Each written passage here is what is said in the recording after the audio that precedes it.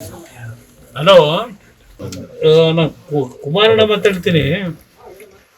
ಅದು ಏನಿಲ್ಲ, ಅದು ಇಲ್ಲಿ ನಿಮ್ಮ ನಂಜನಗೂಡಲ್ಲಿ ಹುಲ್ಲಳ್ಳಿಲಿ ನಿಮ್ದೊಂದು ಮನೆ ಇದೆಯಲ್ಲ, ಬಾಡಿಗೆ ಕೊಟ್ಟಿದ್ದೀರಿ.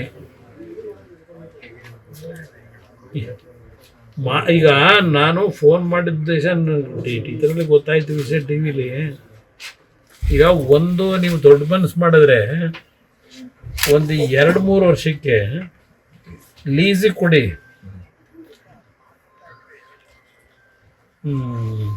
ಪಾಪ ಅವ್ರ ಅದಲ್ಲ, ಒಂದು 2 ವರ್ಷ ನೀವು ಮುಂದಕ್ಕೆ ಹಾಕೊಂಡ್ರೆ ನಿಮಗೆ ಲೀಸ್ ಎಷ್ಟು ಹೇಳ್ತಾ ಇದ್ದೀರಿ? ಹಲೋ, ಎಷ್ಟು ಹೇಳ್ತಾ ಇದ್ದೀರಿ ರೇಟು ಇಲ್ಲಿ? 20 ಲಕ್ಷ. ಸರಿ ಸರಿ, ಆಯಿತು, ನೋಡೋಣ, ಒಂದು ತಿಂಗಳು ಟೈಮ್ ಕೊಡಿ. ಸರಿ ಆಯ್ತು. ಓಕೆ, ಸರಿ ಸರಿ ಸರಿ, ಓಕೆ ಓಕೆ ಓಕೆ, ಆಯ್ತು. ಮನೆ ಮಾರ್ತಾರಂತೆ ಸರ್. ಕೋಲಾರ ಜನತೆಗೆ ಒಂದು ಒಳ್ಳೆ ಆಫರ್ ತಂದಿದ್ವಿ ಸರ್. ಕೇವಲ 599 ರೂಪಾಯಿಗೆ ಒಂದು ಥಿಯೇಟ್ರು, ಒಂದು ಡೆಕೋರೇಷನ್, ಒಂದು ಟೆಡಿ, ಒಂದು ಫ್ಲವರ್ ಬೊಕ್ಕೆ, ಇಷ್ಟು ಕೊಡ್ತೀವಿ ಸರ್. ನಮ್ಮಲ್ಲಿ bride to be, mom to be, wedding anniversary, birthday ಎಲ್ಲಾ ತರ ಹ್ಯಾಪಿ ಮೂಮೆಂಟ್ಸ್ ಸೆಲೆಬ್ರೇಟ್ ಮಾಡ್ಕೋಬಹುದು. ನಮ್ಮ ಅಡ್ರೆಸ್ ಬಂದು Kolar MG road near Axis Bank opposite building.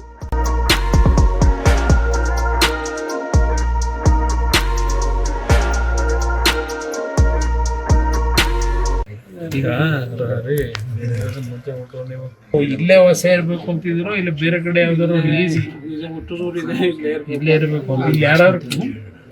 ನನಗೆ ಈಗ ಟ್ರೈ ಮಾಡ್ತೀವಿ. ನಮಗೆ ಸರ್ಕಾರದಲ್ಲಿ ಮನೆ ಕೊಡೋ ಪರಿಸ್ಥಿತಿ 1 ವರ್ಷ ಆದರೂ ಇಲ್ಲ. ಚೆಕ್ ಮಾಡಿದೆ, ಸೈಟು ಕೊಡೋಕ್ಕಾಗಲ್ಲ, ಮನೆನೂ ಕೊಡೋಕ್ಕಾಗಲ್ಲ. ಈ ಸರ್ಕಾರದ ದುಡ್ಡಿಲ್ಲ.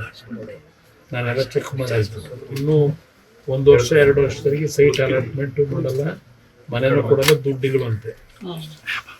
ಆ ದೃಷ್ಟಿಯಿಂದ ನಾನು ಏನು ಯೋಚನೆ ಮಾಡೋದು, ನಾವು ಯಾರಾದರೂ ಲೀಸಿಗೆ ಮನೆ ಕೊಟ್ಟು ಹುಡುಕಿ ನೀವು ಬೇಕಾದ್ರೆ ಅವರಿಗೆ ನಾವು ದುಡ್ಡು ಕೊಟ್ಟರೆ ಒಂದು 5 ವರ್ಷಕ್ಕೆ ಅಂತ ಲೀಸಿಗೆ ತಗೊಂಡಿಲ್ಲ, 3 ವರ್ಷಕ್ಕೆ ತಗೊಳ್ಳಿ.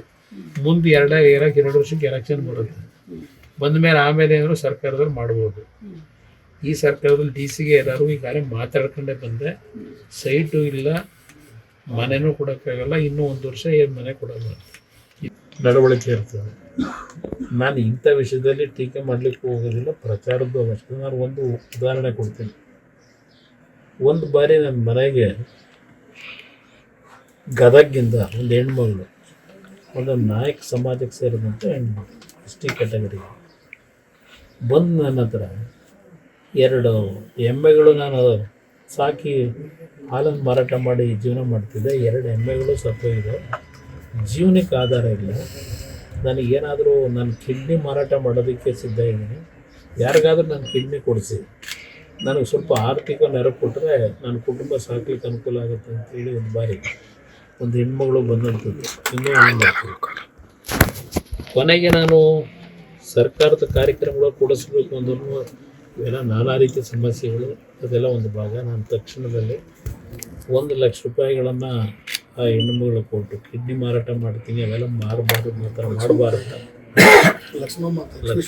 ಲಕ್ಷ್ಮೇಶ್ವರ ಸಿರೆಟ್ಟಿ ತಾನು ಆ ಹೆಣ್ಣು ಮಗಳಿಗೆ ಕೊನೆ ನಾನೇ 1 ಲಕ್ಷ ರೂಪಾಯಿ ಕೊಟ್ಟು ಕಳಿಸ್ತೀನಿ, ಕಿಡ್ನಿ ಮಾರಾಟ ಮಾಡಿ ನಾನು ಕುಟುಂಬ ಸಾಕ್ತೀನಿ ಅಂತ ಹೇಳಿ. ಇಂಥ ಒಂದು ಪರಿಸ್ಥಿತಿಗಳಿದೆ. ನಾನು 100 ಉದಾಹರಣೆ, 1000 ಉದಾಹರಣೆ ಕೊಡೋದಿಲ್ಲ. ಇಂಥ ಒಂದು ಪರಿಸ್ಥಿತಿಗಳಲ್ಲಿ ಕೆಲವರು ಸಹಾಯ ಮಾಡ್ತಕ್ಕಂಥವರು ಇದ್ದಾರೆ, ನಾನಿಲ್ಲ ಅಂತ ಹೇಳಲ್ಲ. ಸಮಾಜದಲ್ಲಿ ಅದು ಅವ್ರ ಗಮನಕ್ಕೆ ಹೋಗಿರೋದಿಲ್ಲ, ಸಹಾಯ ಮಾಡಬೇಕು ಅಂತ ಅಂತಾರೆ.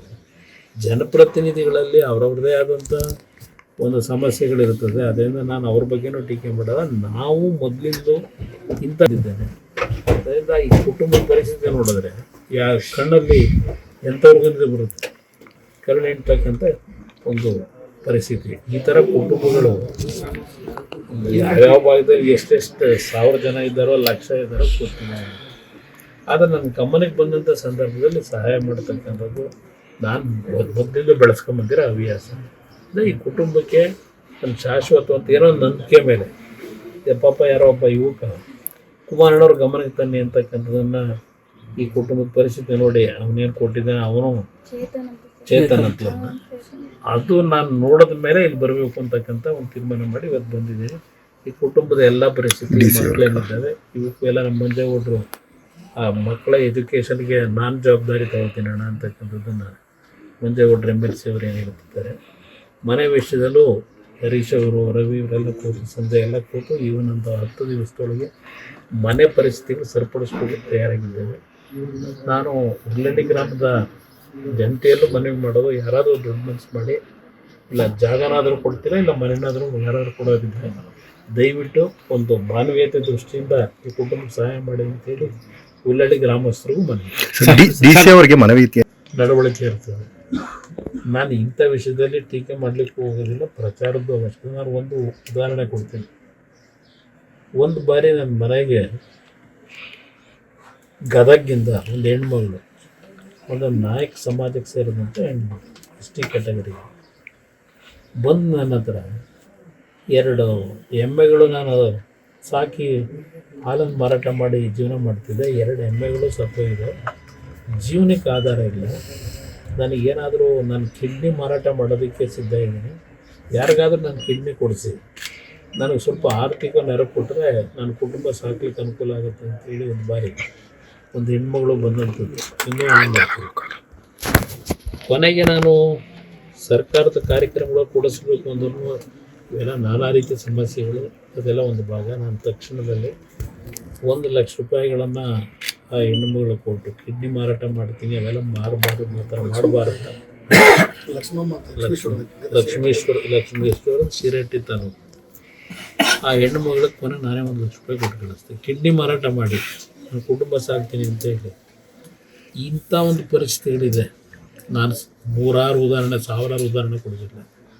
ಇಂಥ ಒಂದು ಪರಿಸ್ಥಿತಿಗಳಲ್ಲಿ ಕೆಲವರು ಸಹಾಯ ಮಾಡ್ತಕ್ಕಂಥವರು ಇದ್ದಾರೆ, ನಾನಿಲ್ಲ ಅಂತ ಹೇಳಲ್ಲ ಸಮಾಜದಲ್ಲಿ.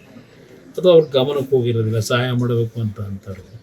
ಜನಪ್ರತಿನಿಧಿಗಳಲ್ಲಿ ಅವ್ರವ್ರದ್ದೇ ಆದಂಥ ಒಂದು ಸಮಸ್ಯೆಗಳಿರ್ತದೆ. ಅದರಿಂದ ನಾನು ಅವ್ರ ಬಗ್ಗೆನೂ ಟೀಕೆ ಮಾಡಲ್ಲ.